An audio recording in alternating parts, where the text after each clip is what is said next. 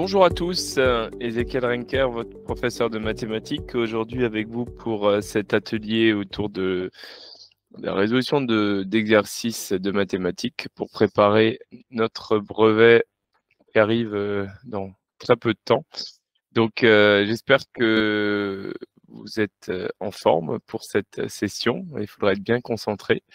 Donc, pour les habitués, vous savez comment ça fonctionne. Pour les autres, le principe, c'est que si vous avez des questions, vous utilisez la messagerie pour poser vos questions. Si je peux, j'essaierai de répondre pendant cette heure de travail. Si c'est pas possible, je vous répondrai par mail dans un second temps.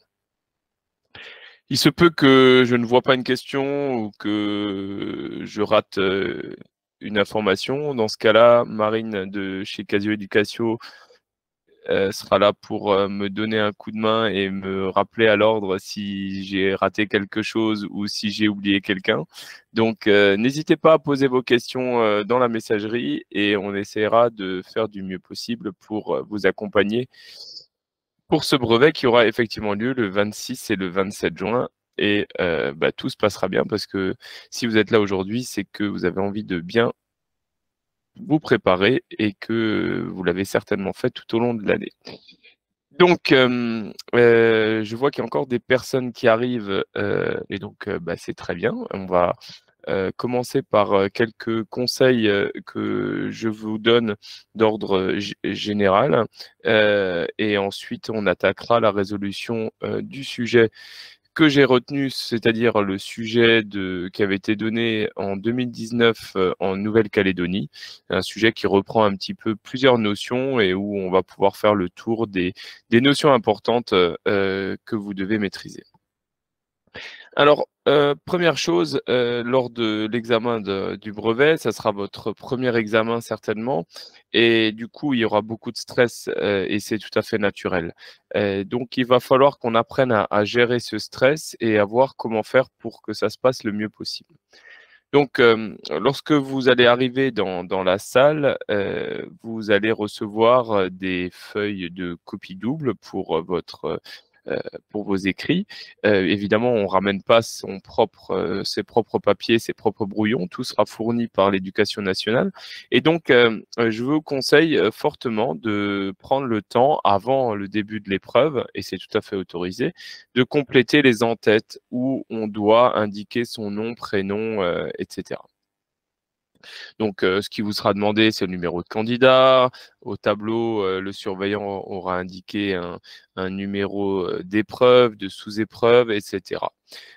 Du coup, on ramène rien du tout, hein, même pas de papier millimétré, rien du tout. Un stylo, sa trousse, ses crayons de couleur et son matériel de géométrie, sa règle, son équerre, son rapporteur, le compas, la calculatrice, évidemment. Donc tout ça, c'est à vous de le ramener, mais pour tout ce qui est papeterie, ça sera fourni par l'Éducation nationale. Donc, prenez vraiment 10 minutes avant le début de l'épreuve pour compléter ces documents. Et ça vous permettra aussi de commencer à vous mettre dans votre bulle pour vous concentrer. Donc, ça sera quelque chose de très, très facile à faire.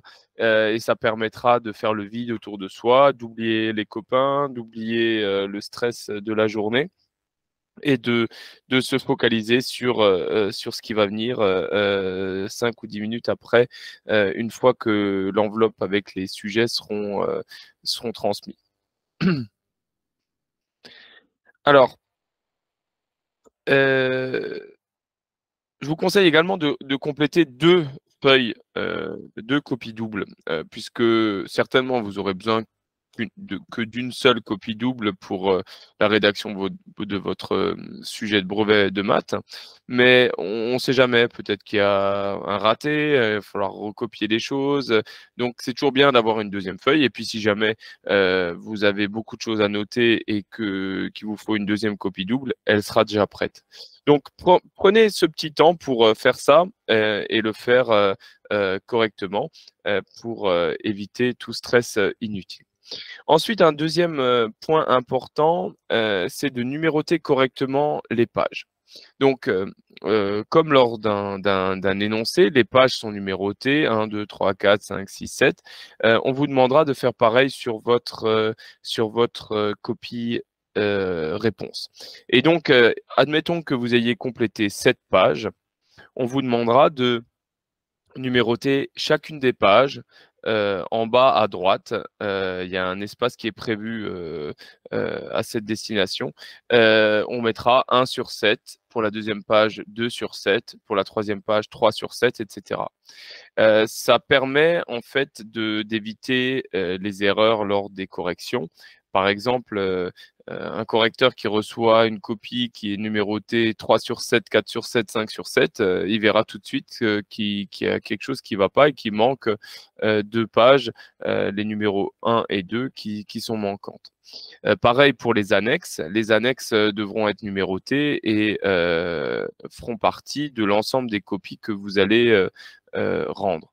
Donc, par exemple, si vous remplissez 2 copies doubles, ça fait 8 pages, plus encore une annexe, ça fait 9 pages. Donc, vous allez numéroter vos pages 1 sur 9, 2 sur 9, 3 sur 9, etc. Ensuite, un conseil que je vous donne, après vous ferez ce que vous voudrez évidemment, généralement vous avez 6 ou 7 exercices à résoudre le jour du brevet de maths. Un de ces exercices traitera de l'utilisation de l'algorithmique et de la programmation avec le logiciel Scratch. Et les autres exercices n'y feront pas référence. Mais ce qui est sûr, c'est qu'il y a un exercice qui fera appel à Scratch. Donc ça, c'est important de le travailler. Dans tous les cas, vous serez évalué là-dessus.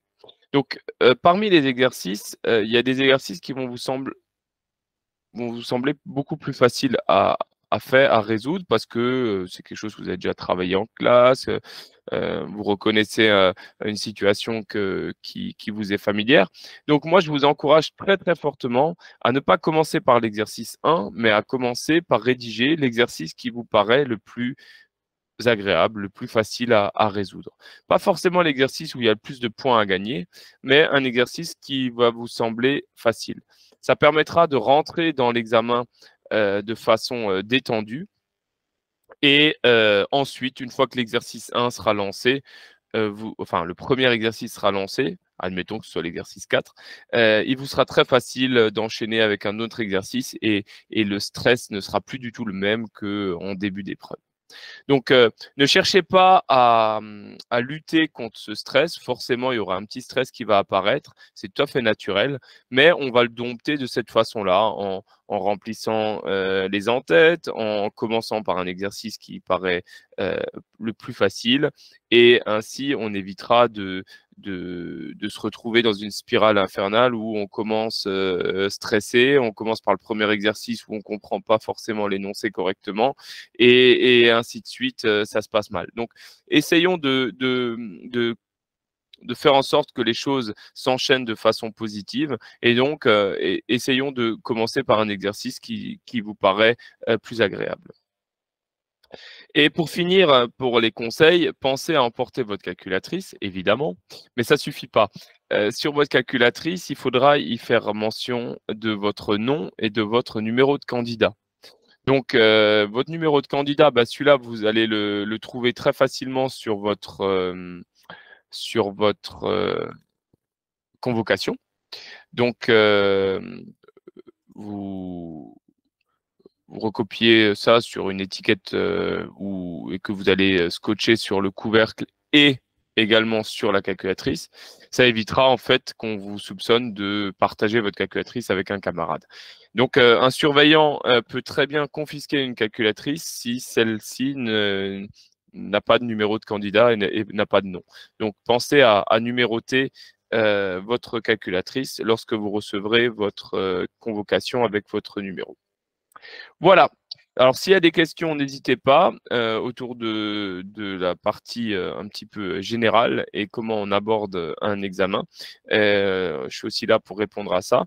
Et puis, bah, s'il n'y a pas de questions, je vous propose de commencer par la correction du premier exercice que je vous ai proposé autour du sujet de Nouvelle-Calédonie de mars 2019.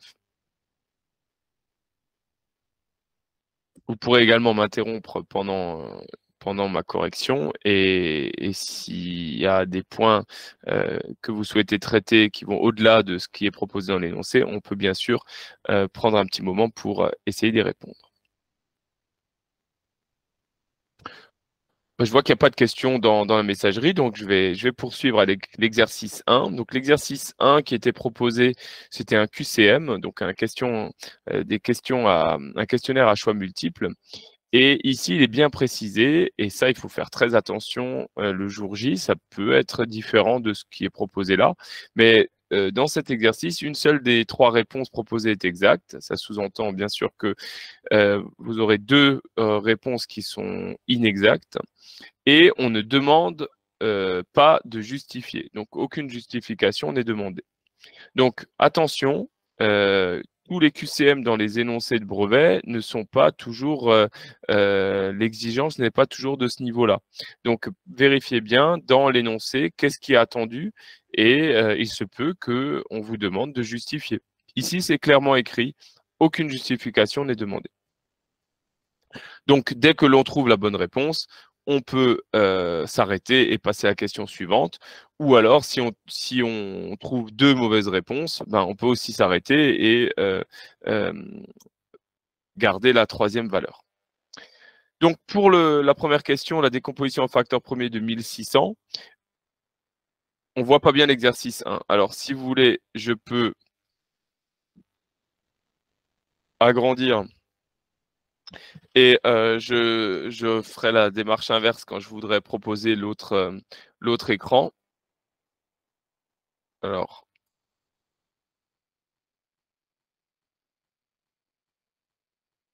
j'imagine que c'est mieux comme ça. Alors, la décomposition en facteur premier de 1600. Alors, il y a 3 propositions qui sont faites. On note 1, réponse A par exemple. C'est exactement ça. 1, réponse A, ça suffit amplement. Sauf que réponse A, je ne crois pas que ce soit la bonne solution. Alors, ici, la calculatrice était d'une grande aide et je pense qu'il faut absolument en profiter. Ah oui, il faut écrire sur une feuille, sur la feuille double où tu as écrit ton nom et ton prénom, etc. On ne pourra pas entourer la bonne réponse et rendre le sujet avec, hein. Voilà. Sur la copie, hein, c'est bien écrit, écrire le numéro de la question et la réponse choisie. Donc, comme l'a proposé votre camarade Gabriel, on va noter sur sa copie exercice 1, petit 1, réponse A, si on souhaite proposer la réponse A. Donc, avec la calculatrice, on peut très facilement obtenir la décomposition en produit de facteur premier. Donc, on ne va pas se gêner. Donc, on écrit 1600, on exécute et ensuite, on demande la décomposition avec l'outil décomp. Et là, la calculatrice nous affiche directement la solution 2 exposant 6 fois 5 exposant 2, qui est la réponse C. Donc, petite 1, réponse C est la solution.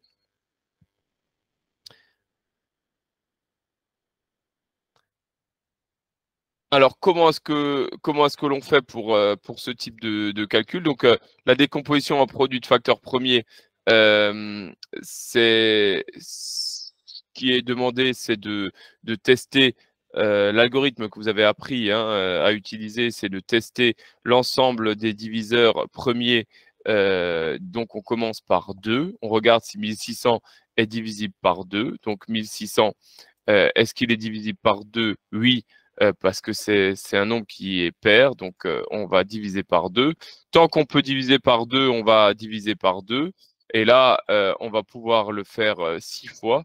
Donc, on va tomber sur 25. Là, on ne pourra plus diviser par 2. Donc, on va tester si on peut diviser par le prochain nombre premier, c'est 3. Est-ce que 25 est divisible par 3? Non. Comment est-ce qu'on voit qu'un nombre est divisible par 3? Il suffit d'ajouter tous ces chiffres. 2 et 5, ça fait 7. 7 n'est pas divisible par 3. Donc, 25 ne sera pas divisible par 3. Prochain nombre premier, 5. Est-ce que 25 est divisible par 3? Oui. Donc, on va diviser par 5. Est-ce que 5 est encore divisible par 5? Oui. Ah, on arrive sur 1 et là, l'algorithme s'arrête. Et donc, on a bien eu 2 facteurs de 5 et 6 facteurs de 2 dans 1600. Alors, je vois vos messages. Donc, il faut faire 1600, exécuter et ensuite appuyer sur décomp. Il faut le faire en 2 temps. Voilà. Ensuite, deuxième question.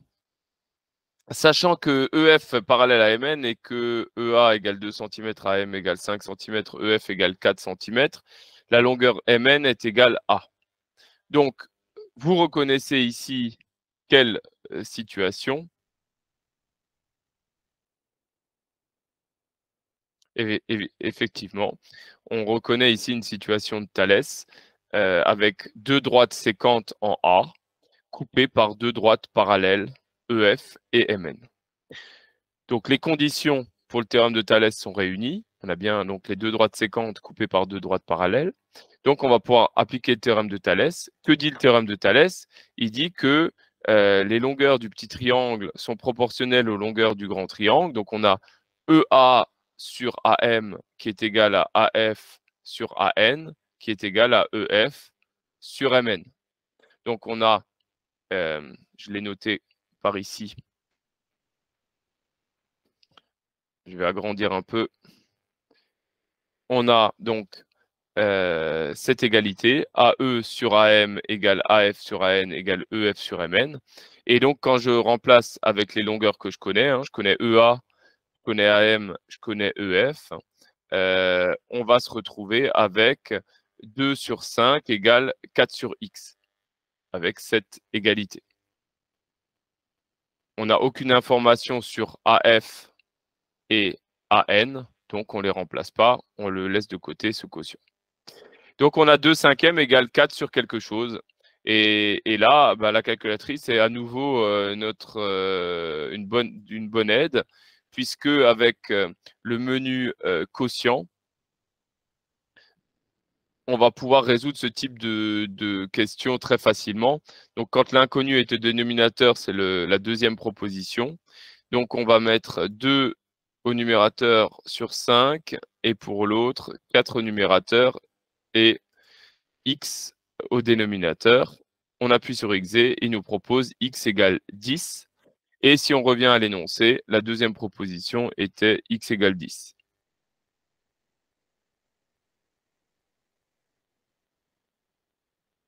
La forme développée est réduite de 6x facteur de 3x moins 5 plus 7x est. Donc, il y a deux stratégies. Là, on est dans une situation avec un QCM. On pourrait très bien juste faire le test avec la calculatrice pour pouvoir répondre et avoir la bonne réponse. Donc, c'est ce qu'on va faire. Rapidement, mathématiquement, comment est-ce qu'on fait ça? Ben là, on voit qu'on a la simple distributivité, puisque 6x est facteur de 3x et de 5, plus ce 7x. Donc, pour développer cette expression, on va utiliser la simple distributivité, 6x fois 3x moins 6x fois 5. Donc, 6x fois 3x, ça va faire 6 fois 3, 18, x fois x, x carré. Donc 18x carré, moins 6x fois 5, donc 6 fois 5, 30 fois x, 30x. Donc 18x carré moins 30x plus 7x. Donc moins 30x plus 7x, ça se simplifie, ça va faire moins 23x. Et donc on se retrouve avec 18x carré moins 23x. Donc on n'avait pas forcément besoin de faire ça puisque aucune justification n'était demandée. Donc, dans ce cas-là, moi, ce que je vous conseille de faire, c'est de déjà voir, qu'est-ce qu'on a comme valeur de stocker dans X. Donc vous appuyez sur X, exe et là, on a un nombre, décimal, quelconque, qui est stocké. Je vous conseille d'y stocker autre chose que 1 ou 0. Donc par exemple, si on veut stocker, le nombre pi, par exemple, comme ça nous donne un nombre décimal, avec beaucoup de décimales. Vous tapez X calque et là, vous mettez la valeur pi, par exemple. Et ensuite, on peut utiliser l'outil de vérification. Et l'outil de vérification vous permet d'écrire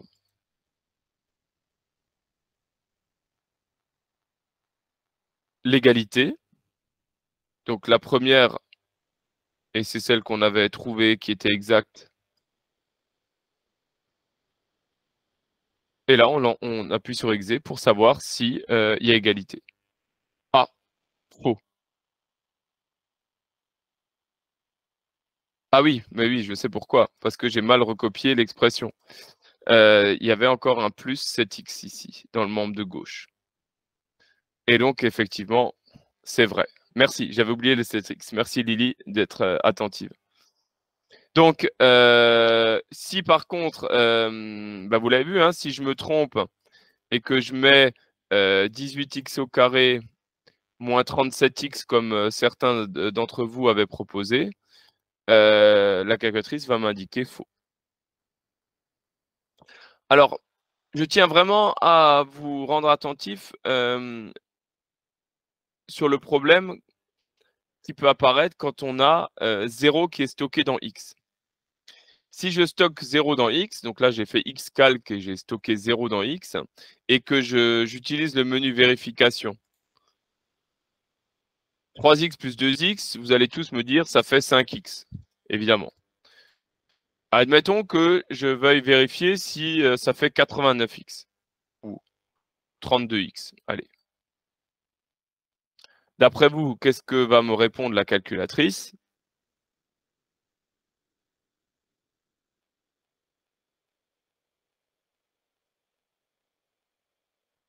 Faux. Ah, elle me répond vrai. Eh non, elle répond pas erreur, elle répond vrai. Or, c'est faux. Pourquoi elle répond vrai, d'après vous?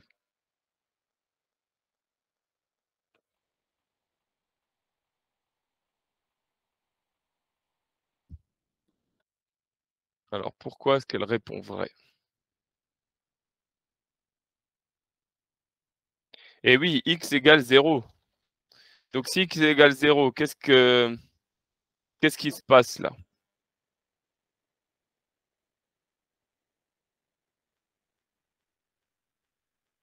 « 3 fois 0 plus 2 fois 0, ça fait 0.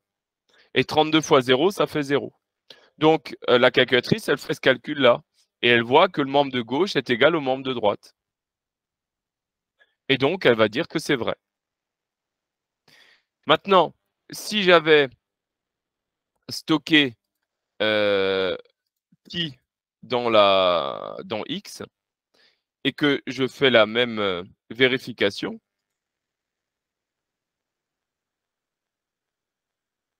là, la calculatrice me répond faux puisque elle a remplacé X par pi dans l'expression du membre de gauche. Elle a fait de même dans le membre de droite et elle s'est aperçue que ça ne donne pas le même résultat. Et donc, par conséquent, elle me confirme que ces deux expressions ne sont pas égales pour toute valeur de X. Donc attention, hein, évitez de stocker 1 ou 0 dans X si vous voulez utiliser l'outil vérification. Donc moi, je vous conseille de mettre pi parce que on peut rapidement avoir un nombre assez grand et avec pas mal de décimales et ça peut limiter le nombre d'erreurs. Voilà. Je continue. S'il y a des questions, vous les posez et puis j'essaierai d'y répondre comme j'ai pu faire jusqu'au début. Et Marine, n'hésite pas à revenir vers moi si tu vois que j'ai raté quelqu'un. Alors, lors d'un voyage, Jade a mangé des takoyaki, donc des gâteaux japonais qu'elle veut refaire chez elle. Pour cela, elle dispose d'une plaque de cuisson comportant plusieurs moules à gâteaux. Tous les moules sont identiques. Chaque moule a la forme d'une demi-sphère de rayon 3 cm et on vous rappelle quelques égalités ou quelques expressions de volume d'une boule. OK. Donc, calculer le volume d'un moule en centimètres cubes, arrondir le résultat au dixième. Alors, le volume d'un moule, quelle est la forme du moule? On nous a dit que la forme du moule, c'était une demi-sphère de rayon 3 cm. Donc, une sphère par rapport à une boule, la différence, c'est que la sphère, elle est vide et la boule, elle est pleine, hein. Donc, notre moule, c'est normal qu'il soit vide, donc il a la forme d'une demi-sphère et son volume, ça va être la moitié du volume d'une boule équivalente. Donc, nous, on a la formule qui permet de donner le volume d'une boule de rayon R et notre rayon, il est donné, il est de 3 cm. Donc, il nous suffit de calculer la moitié du volume d'une boule ayant un rayon de 3 cm. Donc, on va remplacer R par 3 dans cette expression et prendre la moitié de ce nombre. Donc, je vous ai rédigé la solution. Alors, c'est peut-être un peu grand là.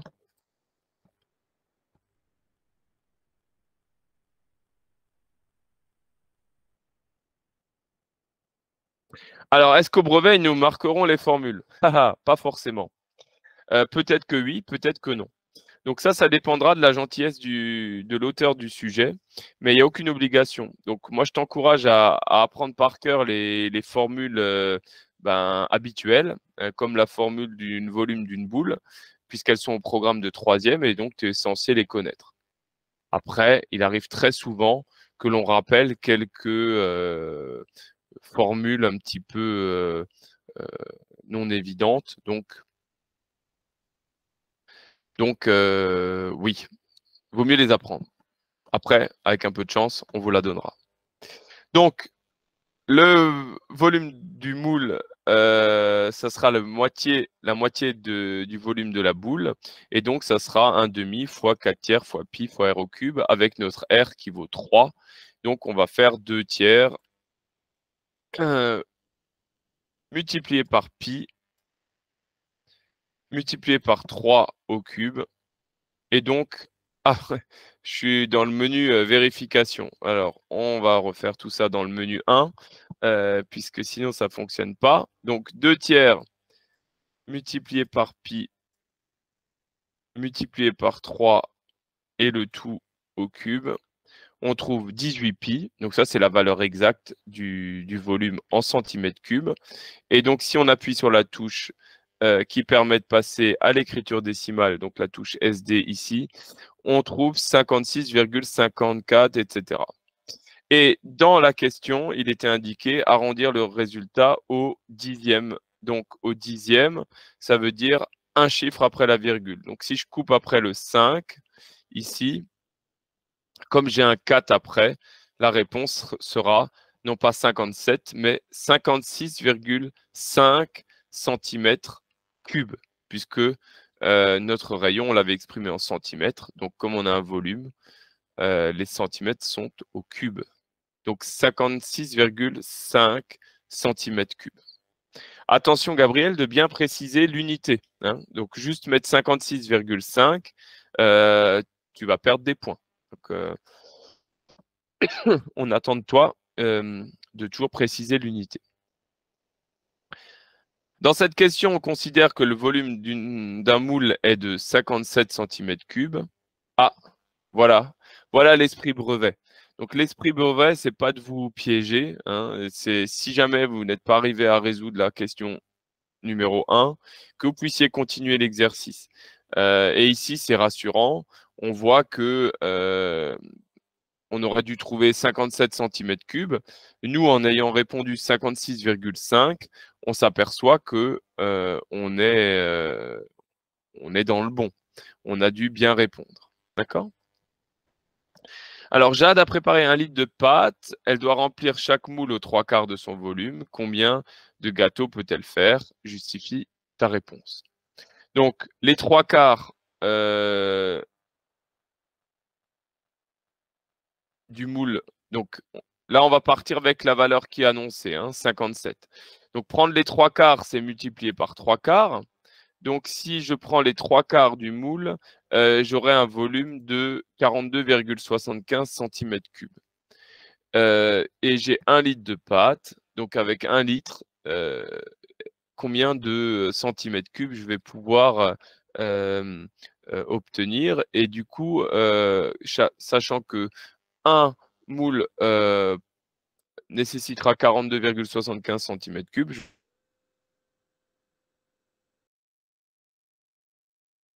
il va falloir qu'on le convertisse en centimètres cubes. Alors, pour passer de décimètres cubes, déjà, pour passer de décimètre à centimètre, on décale, on a décalé d'une colonne. Un décimètre, donc un dixième de mètre. La colonne d'après, c'est les centimètres, c'est-à-dire les centièmes de mètre. Donc, si on décale d'une colonne avec des décimètres cubes, ça veut dire qu'il faut rajouter combien il faut multiplier par combien pour arriver à des centimètres cubes. Il faut multiplier par 1000, puisque là, on traite d'un volume. Donc, dans chaque colonne, il y a 3 petites colonnes. Donc, pour passer de décimètres cubes à centimètres cubes, on va multiplier par 1000. Et si tu veux, 10 exposant 3 ou rajouter 3 zéros, effectivement. Donc, en fait, on a 1 litre de pâte, c'est-à-dire 1000 cm3, et on a 42,75, donc c'était la réponse d'avant. Donc, on va diviser nos 1000 cm3 par les 42,75 cm3 de chaque moule, et on obtient donc environ 23 gâteaux et quelques dixièmes de gâteaux.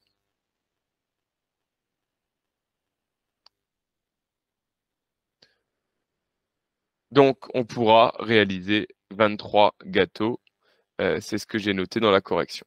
Donc, cette correction, vous la recevrez par mail à la fin de la séance. Donc, ce n'est pas la peine de prendre trop de notes. Essayez surtout de comprendre ce que l'on échange là aujourd'hui, de retenir tout ça. Et puis, vous aurez un document tout beau, tout propre que vous pourrez relire tout à l'heure ou demain. Il n'y a pas de souci. Donc, vous aurez tout ça. Alors, du coup, on va pouvoir faire 24 gâteaux.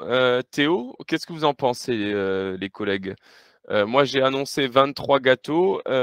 Théo propose qu'on va pouvoir faire 24 gâteaux.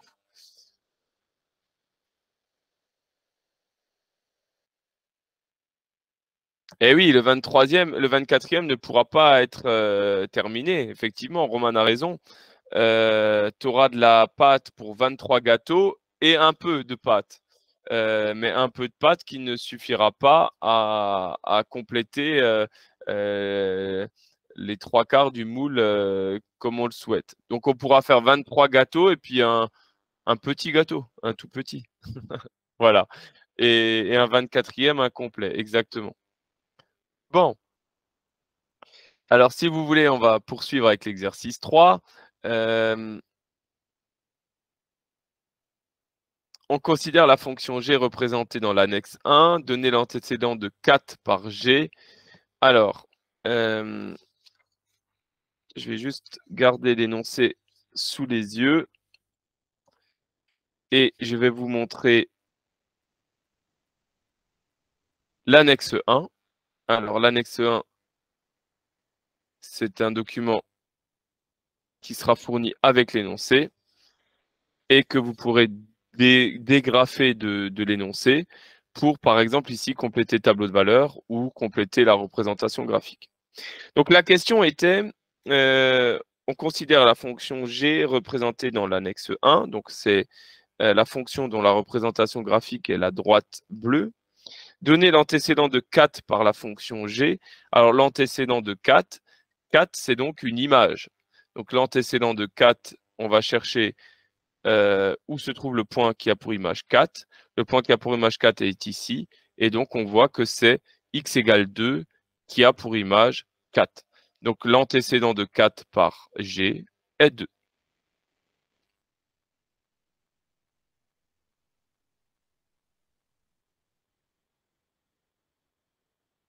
Voilà.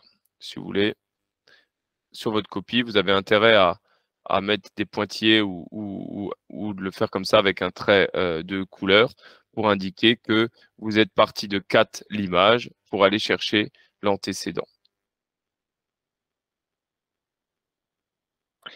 Ensuite, compléter le tableau de valeur de la fonction g. Donc la fonction g, c'est la fonction dont la représentation graphique est là. Donc pour 4, on a dit ici, on a 4, c'était l'image. Donc c'était quand x égale 2, on obtenait 4. Donc on ne pourra pas utiliser ça ici. Donc quand x égale moins 2, on va obtenir une image de 12. Donc on va pouvoir mettre 12 ici. Quand est-ce qu'on a une image égale à 8? Ici, c'est quand x égale 0. Quelle est l'image de 4? Donc quand x égale 4, on a une image qui vaut 0. Et quand combien vaut x quand l'image est moins 4? Moins 4, c'est ici. C'est quand on a une valeur qui est à peu près égale à 6,5.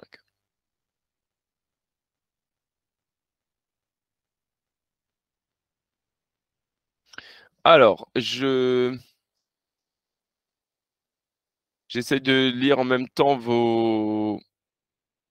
Alors, les abscisses, c'est l'axe qui est horizontal. Et les ordonnées, c'est l'axe qui est vertical. Et donc, un point, par exemple, ce point ici qui est sur la droite, a pour coordonnées 2 et 4. Donc, les coordonnées, c'est quand on donne à la fois l'abscisse et l'ordonnée.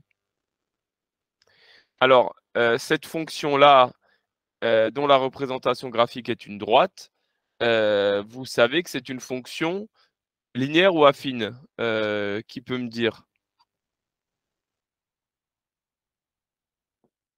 Alors, la représentation graphique là est une droite, donc c'est la représentation graphique d'une fonction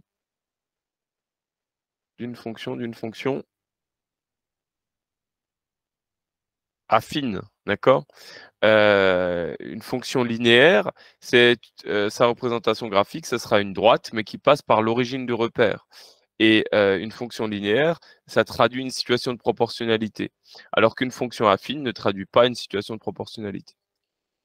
Donc, le tableau de valeur, c'est ce qu'on a dit tout à l'heure. Donc, quand x égale moins 2, on a pour image 12. Quand x égale 0, pour image 8. 4 a pour image 0. Et 6 ou 6,5 a pour image moins 4. Ouais, moins 4, on peut dire 6,5. On va revenir à notre énoncé. Alors, la fonction f donnée par f de x égale 2x. Ah, cette fois-ci, f de x égale 2x, c'est une fonction linéaire de coefficient 2. Et donc, cette fonction-là traduit une situation de proportionnalité avec un coefficient de proportionnalité qui est égal à 2. Quelle est l'image de moins 2 par la fonction f? Là, il suffit de calculer l'expression 2x quand x égale moins 2. Donc là, on peut utiliser la calculatrice si on le souhaite, mais on peut aussi faire 2 fois moins 2 et on trouvera moins 4. Calculer f de 3. Donc ça, c'est la même chose, sauf quand x égale 3. Donc 2 fois 3, on va trouver 6. f de 3 égale 6. Et dans l'annexe 1, tracer la représentation graphique de f. Donc pour tracer la représentation graphique de f, on sait que f est une fonction linéaire. Donc sa représentation graphique est une droite qui passe par l'origine. Donc on a déjà un point, c'est le point de coordonnée 0, 0 par laquelle va passer la représentation graphique de f. Et un autre point par laquelle va passer, c'est le point de coordonnée -2, -4, ou alors le point de coordonnée 3, 6 qu'on vient de calculer. Donc j'ai noté ça où?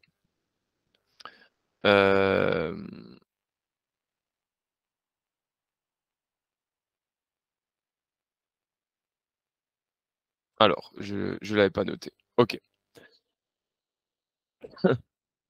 Alors la représentation graphique, alors je vais vous le montrer autrement.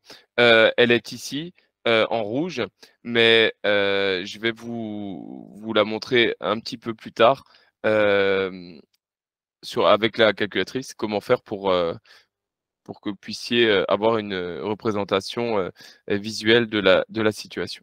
Donc pour revenir à la question du petit c, on va faire la représentation graphique en plaçant le point de coordonnée 0, 0 puisque c'est une fonction linéaire et le point de coordonnée 3, 6, donc le point qui est là, et on va tracer la droite qui passe par ce point et par l'origine du repère pour obtenir la solution.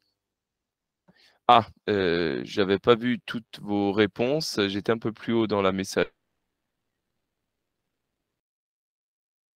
Sa représentation graphique est une droite qui passe par l'origine et donc tu auras besoin. OK. Bon, bah, très bien. Donc je disais que j'étais en train de vous parler et je me suis pas rendu compte que, on avait été coupé. Donc je vais reprendre avec la question 3, donc déterminer graphiquement l'abscisse du point d'intersection des deux représentations graphiques et faire apparaître en pointillé la lecture sur le graphique de l'annexe 1. Donc, graphiquement, déterminer graphiquement le point d'intersection des deux représentations graphiques. Donc, ce qu'on attend de vous, c'est simplement que vous traciez la droite rouge, donc qui est la représentation graphique de la fonction linéaire, et que vous cherchiez les coordonnées du point S, ce point d'intersection. Donc, graphiquement, on voit que c'est à peu près 2 et 4,5 ou quelque chose comme ça. Donc, on n'attend aucune précision de votre part, puisque c'est graphiquement qu'on vous demande de raisonner. Donc, quand on vous dit déterminer graphiquement, vous n'avez pas de calcul à faire. Vous raisonnez à partir de la représentation graphique. Et là, on attend de vous pas une très grande précision. Donc, c'est normal qu'on puisse avoir des réponses différentes d'une personne à l'autre selon la précision du travail.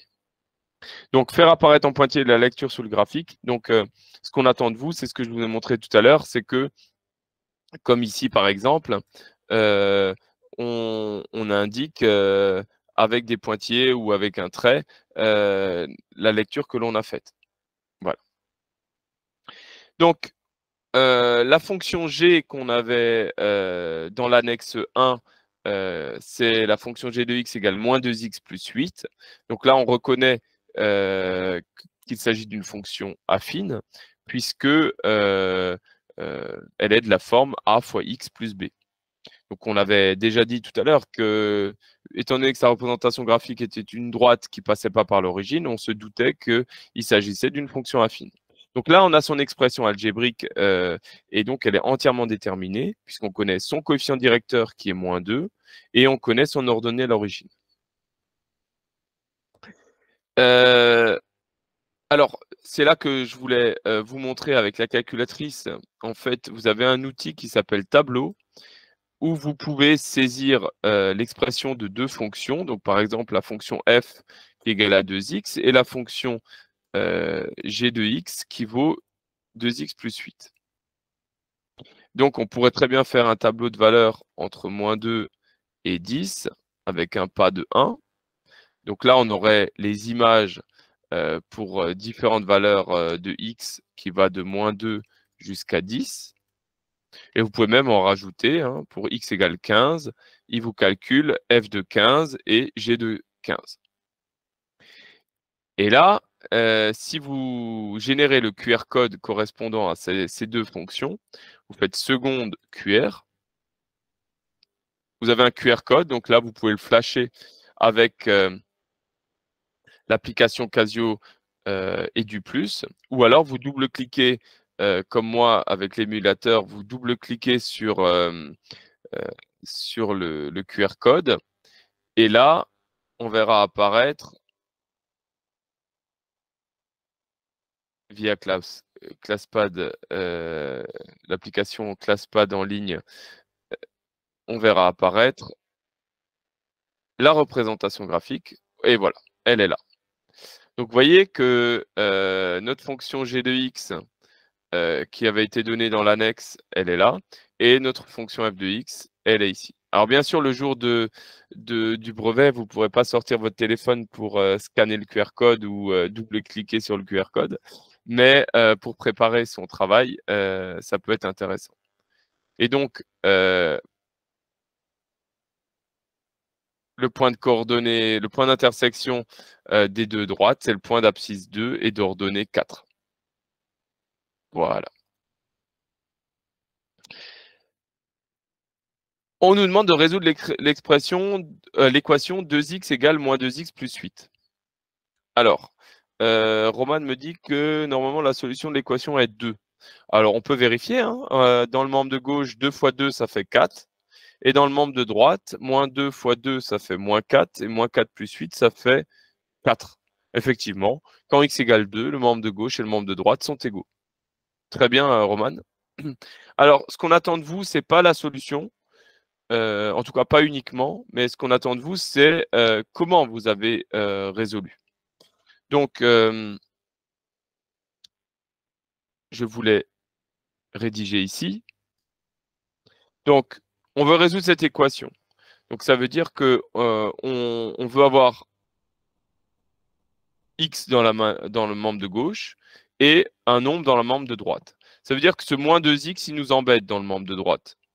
Donc, pour s'en séparer, il suffit d'ajouter 2x dans le membre de droite, comme ici. Et pour que ça reste une équation et qu'on ne transforme pas l'équation, ben, si on rajoute 2x dans le membre de droite, on va rajouter 2x dans le membre de gauche. Donc, 2x plus 2x, ça va faire 4x.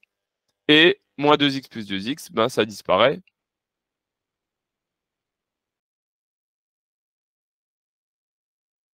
C'est ce qu'avait proposé Roman. Quand x égale 2, on peut vérifier que 2 fois 2, ça fait 4, et moins 2 fois 2 plus 8, ça fait 4 également. Donc la solution de l'équation est 2. Alors qu'est-ce que ça représente graphiquement? Ben, ici, on a f de x dans le membre de gauche, et ici, on a g de x dans le membre de droite. Donc en fait, cette équation qu'on a résolue, c'est f de x égale g de x. Ça revient à poser la question, pour quelle valeur de x est-ce que f de x et g de x donneront la même image?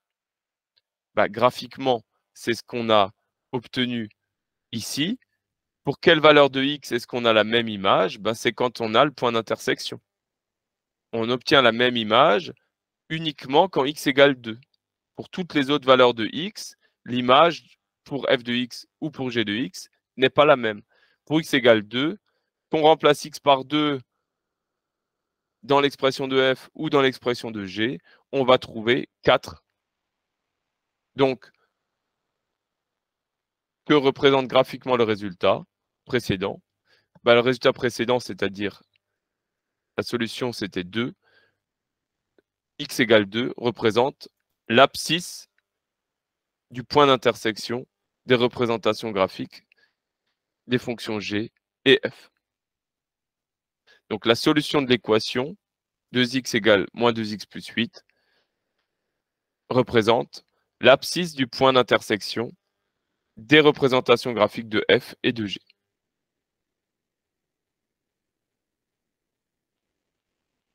Alors il faudrait mettre des parenthèses et l'écrire plutôt de cette façon-là, avec un point-virgule. 2,4 correspond à x égale 2, g de 2 égale 4. Oui. On pourrait l'écrire aussi comme ça.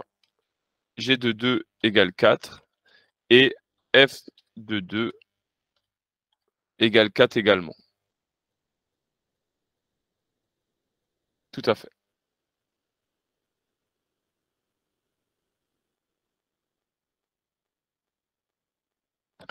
Alors, exercice 4. Calais d'Orail est un projet de bus qui relierait différents points stratégiques de la ville de Nouméa. Donc, on a plusieurs stations, 1, 2, 3, 4. La distance moyenne entre deux stations est d'environ 450 mètres. Estimer la distance entre la station 1 et la station 4. Alors, la distance moyenne entre deux stations est de 450 mètres. Donc là, il y a 450, une deuxième fois 450, une troisième fois 450. Attention, pas 4 fois, mais 3 fois. Hein. D'accord? Donc 3 fois 450, autrement dit 1350 mètres. On est d'accord, Gabriel? Le bus Calais-Dora, il mettrait 24 minutes pour effectuer un trajet de 9,9 km. Quelle serait sa vitesse moyenne en kilomètres par heure? Donc là, on vous donne quasiment la réponse puisque la vitesse est exprimée en kilomètres par heure. Donc au numérateur, on doit avoir, je vais revenir dans le menu 1. Au numérateur, on doit avoir des kilomètres et au dénominateur, on doit avoir des heures. Donc là, on a 9,9 km, donc ça c'est bon. Et au dénominateur, on devrait avoir un temps en heures. Sauf que 24 minutes, c'est pas exprimé en heures. Donc 24 minutes, ça fait combien d'heures? Ça fait 24 soixantièmes, effectivement. Donc on pourrait l'écrire comme ça et on aurait la réponse. Ouais.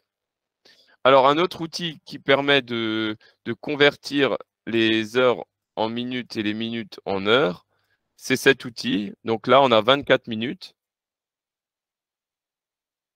Et là, on voit que ça, on peut passer de l'un à l'autre, écriture fractionnaire ou décimale.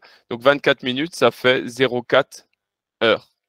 C'est le fameux 24 sur 60. Hein.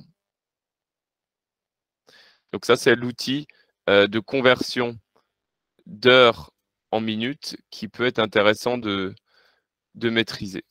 Alors, j'ai fait une bêtise. Qu'est-ce que j'ai fait comme bêtise? Voilà.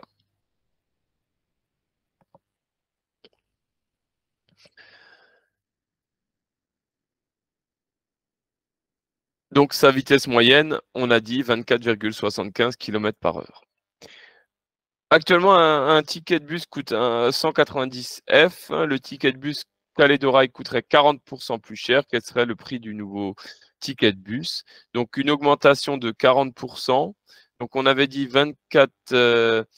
190 francs. Augmenté de 40%, c'est multiplié par 1 plus 40 sur 100. Donc, si on avait un prix de 190, augmenté de 40%, on aurait un nouveau prix à 266 F. OK?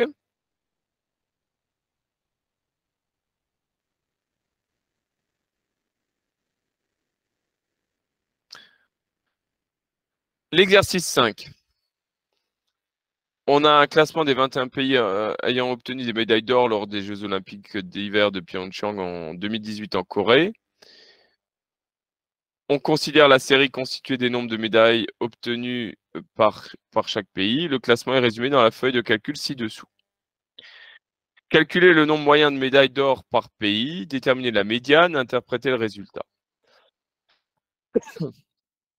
Donc là, l'élève qui maîtrise l'utilisation de sa calculatrice va gagner beaucoup de temps. Effectivement, si on utilise le menu statistique à une variable, on va pouvoir saisir le nombre de médailles avec l'effectif. Donc, une médaille, 2, 3, 4, 5, 7, 8, 9, 11 et 14. Et ensuite, on va affecter l'effectif de chacun. Donc 6, 3, 1, 1, 4, 1, 1, 1, 1, puis 2. Voilà. Donc là, j'ai saisi ma série et avec l'outil calque, avec l'outil option, pardon, je vais pouvoir choisir le numéro 3, calque à une variable. Et ici, je vais pouvoir lire la moyenne. Donc en moyenne, les pays ont eu 4,85 médailles. Je vais pouvoir lire la médiane. Il y a 4 médailles pour la médiane. Ça veut dire qu'il y a autant de pays qui ont eu moins de 4 médailles que de pays qui ont eu plus que 4 médailles d'or. 21, c'est le nombre total de médailles. On peut voir qu'on ne s'est pas trompé. On a bien ici le même 21 que ce qui est donné dans le tableau.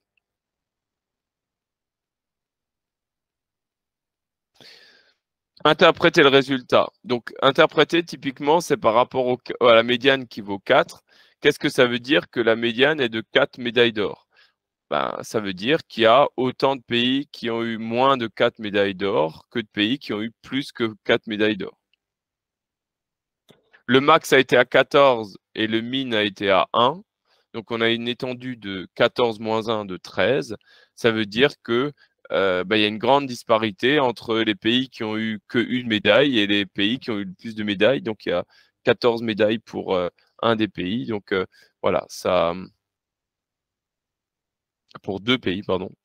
Ça vous donne l'étendue et donc ça permet de mieux situer l'ensemble. Donc, je vais terminer avec cette dernière question. Quelle formule a-t-on saisi dans la cellule L2, donc L2 ici, pour obtenir le nombre total de pays ayant eu au moins une médaille d'or? Donc, une médaille d'or, c'est là, il faut faire la somme de tout ça. Donc, on va écrire la formule somme, ouvrez la parenthèse, B2 jusqu'à K2, ou alors en anglais, sum B2 jusqu'à K2. Donc, ça veut dire que B2, ici, il y en a eu 6, plus 3, plus 1, plus, etc. Donc, on va additionner toutes ces valeurs-là et on va les poser, et on va poser la somme ici. Alors, on va s'arrêter là, effectivement, à 15 heures.